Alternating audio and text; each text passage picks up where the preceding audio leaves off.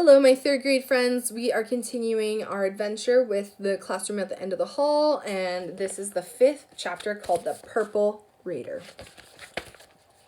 Reading was difficult for Kenneth.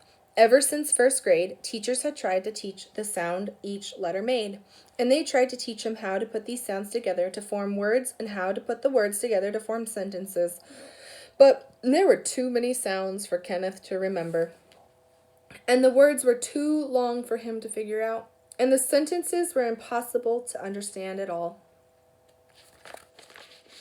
Reading is screwy, Kenneth often said. What good is reading a book, anyway, when you can watch the same story or TV or rent the movie on video? What's the point? As a result, Kenneth was the poorest reader in the room at the end of the hall. His reading level was so low he didn't fit into either of the two reading groups. Instead, he spent each reading period sitting alone in the reading corner until the tall teacher had time to read with him in an easy-to-read book. You have the ability to be a good reader, the tall teacher often said to Kenneth, but you must put in more effort in trying to improve. Still, Kenneth spent many lonely hours sitting there on the reading corner rug, day after day, week after week.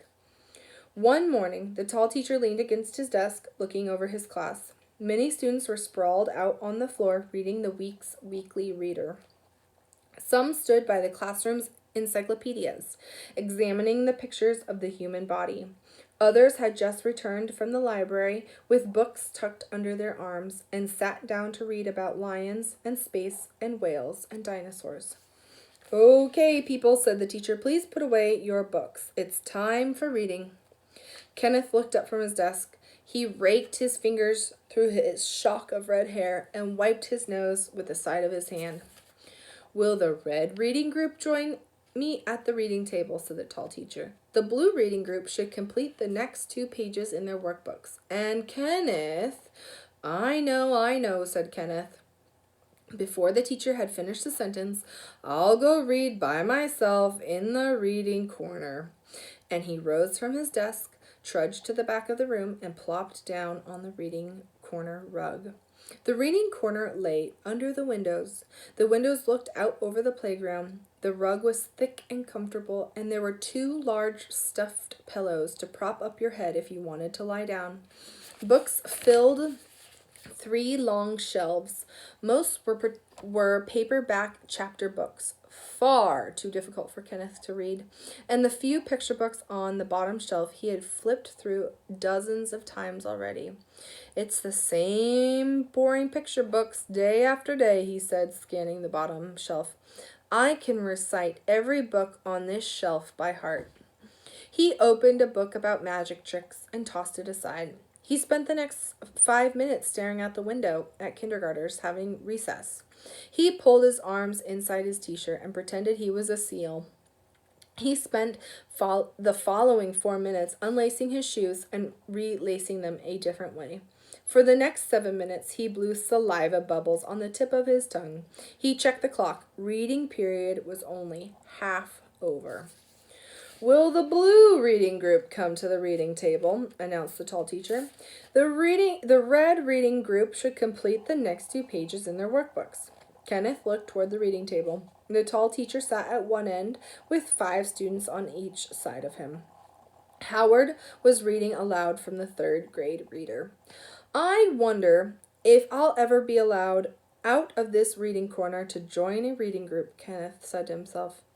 Fat chance, if I can't read by this time, I'll never learn to do it. And he lay on his back staring at a spider swinging from the fluorescent lights. A minute later, Kenneth again scanned the bottom shelf. Now, where did I put the Book of World Records? He said to himself. I wonder if there is a record for the longest time spent in the reading corner. He searched the shelf. His eyes fell on the spine of a book he had never seen before. How screwy, he said. I thought I knew every book on this shelf. The book had a purple leather cover and was as thick as a dictionary. Ordinarily, Kenneth would have ignored a fat book like this, but the big golden letters engraved on the book's spine caught his interest. They read, Kenneth's Purple Reader. "This is screwy," said Kenneth. "How did my name get on this book?" With one finger, Kenneth pulled the purple book off the shelf. It fell onto the shag rug with a thud. He grabbed the cover and flipped the book open. The first page delighted him. One big picture without a single word to read. Leaning forward, he saw that the picture was a watercolor painting of a classroom. "How screwy," he said. "That's the room at the end of the hall." Leaning farther still, he spotted a boy in the picture, sitting alone in the back corner. The boy had red hair and wore a white t-shirt. Kenneth snatched the book with both hands. "That's me," he said, holding the book close to his eyes. "How did I ever get into a picture book?"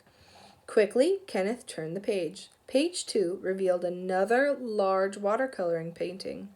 This one showed a snow-covered playground.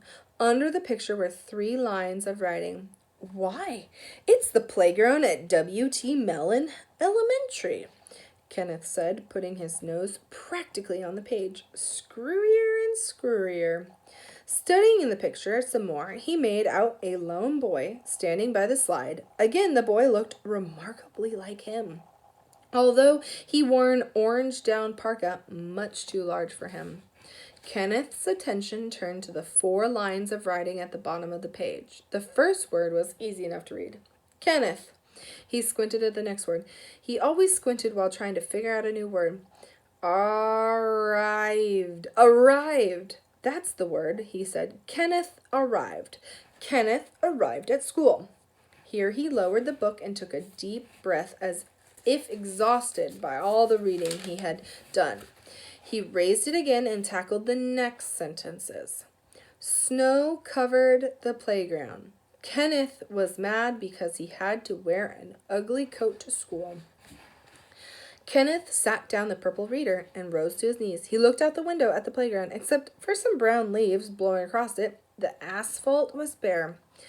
"What's this book talking about?" he said. "Not a flake of snow has fallen on the playground all year, and that boy in the picture couldn't be me. I'd never be caught dead wearing an ugly orange parka to school." Again, Kenneth turned the pages, but page 3 was blank. Flip, flip, flip. The rest of the book was blank as well. "Screwier and screwier," he said, snapping the book shut. "Time to take a nap until teacher calls on me." Kenneth forgot about the purple reader for the rest of the day. That night, it snowed 1.5 feet. When Kenneth walked down to breakfast, he found an orange parka hanging on the back of the chair. "I'm sorry, Kenneth, but your winter coat is still in the attic," said his mother. "It is very cold outside, so you will have to wear your father's down parka to school. I know it's a little large for you, but it will have to do for today."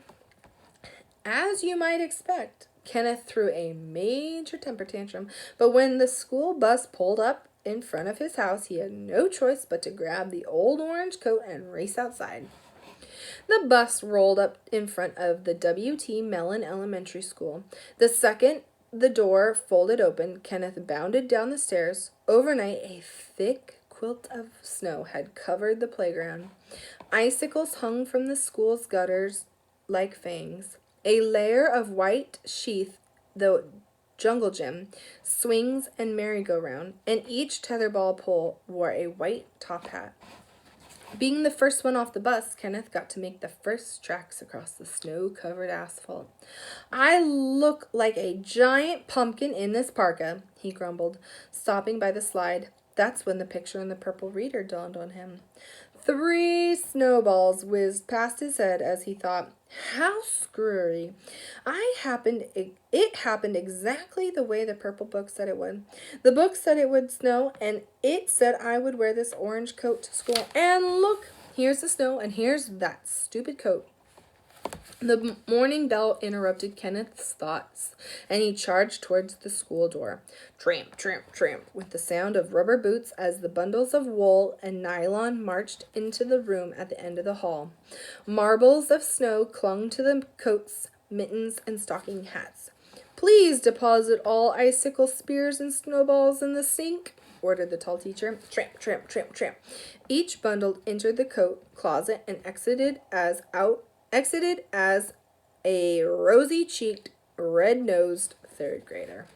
For the first time in his life, Kenneth was anxious for reading to begin. I will meet with the red group first, announced the tall teacher. The blue reading group should do the next 2 pages in their workbooks, and Kenneth had already dived into the reading corner.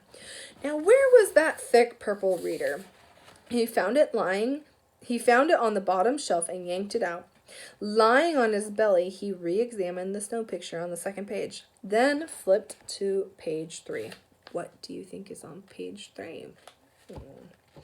To his surprise, he discovered a picture on it today. A watercolor of a snowman. He stood on the playground, peering into the room at the end of the hall. What a strange-looking snowman, Kenneth told himself. Here's the picture of the snowman. Under the picture appeared 6 lines of writing, slightly smaller than the ones on page 2. Squinting at the words, Kenneth began to read. A snowman stood outside the classroom window. The snowman had a usual round head and a large round belly. A pair of glasses circled 2 rocks used for eyes, and an apple served for a mouth. But how odd, a black beard dangled from his chin. The snowman watched Kenneth read. Screwy, said Kenneth, shaking his head. There's no snowman outside the window. Here he paused. He set down the book and looked up. Is there? Could there be? Slowly, Kenneth rose to his knees. There he was, all right, the snowman, exactly as he appeared in the purple reader picture. Kenneth smacked his mat of red hair and dropped onto his bottom. He grabbed the book and stared at the picture again. This book knows things, he said. It told me about the snow, and it told me about the snowman. Could it tell me what will happen next? Kenneth gulped air.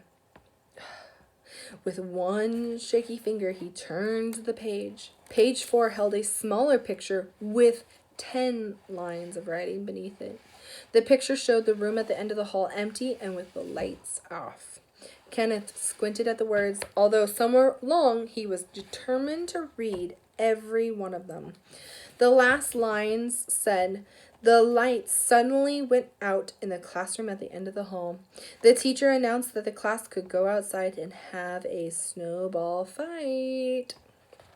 Impossible, said Kenneth. That could never happen. But as Kenneth spoke, the room went dark. Well, people, I see our school has lost electricity, the tall teacher called from the reading table.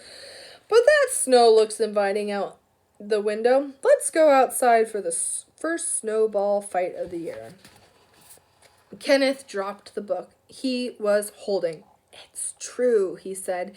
It's screwy, but true. This book can tell me the future. From that day on, reading period was Kenneth's favorite time of the day. Each morning when the tall teacher announced reading, Kenneth dove headfirst towards the reading corner and pulled out the purple reader. Each day he discovered a new watercolor with sentences under it. Each day the pictures grew smaller and smaller and the words more plentiful, but Kenneth never failed to read every one of them. A week after discovering the book, Kenneth turned to a picture of Emily. Recently, Emily had been freed of braces on her teeth and now wore a retainer. Kenneth read that Emily would soon reach into the lunchroom garbage can and pick out the silver wiry object. That afternoon, Emily, it wasn't I lost my new retainer, she said to the tall teacher. My mom will kill me if I don't find it. Kenneth's hand shot into the air. Emily, I bet you took your retainer out during lunch, he said. I think you threw it away with your lunch scraps. At once, Emily raced to the lunchroom and retrieved her retainer. I never imagined reading could be this interesting, Kenneth told himself. On page 10 of the purple reader, Kenneth read that a fire alarm would go off at 11:20, so he left his warm coat and boots on after the 11 o'clock recess. Sure enough, he was the only warm third grader during the fire drill. On page 11, he read that Francis would throw up in the afternoon. You better go to the nurse's room right now, he told Francis after lunch. You might be embarrassed if you don't. Francis looked at him with a green face and nodded. I've never imagined reading could be so useful, said Kenneth, watching Francis leave the room. After 3 weeks, the watercolors disappeared from the purple reader. From then on, Kenneth turned to the next page he found only writing. Still, each reading period, Kenneth would sit cross-legged on the reading corner rug and decipher every word on the page. Finally, the day came when he pulled the purple reader off the bottom shelf and flipped to the final page. I've read this entire book, he said to himself. I wonder what the last page could tell me. Kenneth placed the book on his lap. Although the page contained 25 lines of writing, dozens of tricky-to-read words, he squinted at the page and began to read. A big change came for Kenneth. He was no longer in the reading corner. Here, Kenneth hesitated. A sense of dread passed through him. A big change, he said. What big change? Something bad, maybe? Why aren't I in the picture? Where am I? What happened to me? For the first time, Kenneth thought, knowing the future might not be so exciting. He smacked his mop of red hair and lowered his book. I can't read anymore, he said. Something is going to happen bad to happen to me. I'm such a crummy reader. Maybe they'll send me back a grade.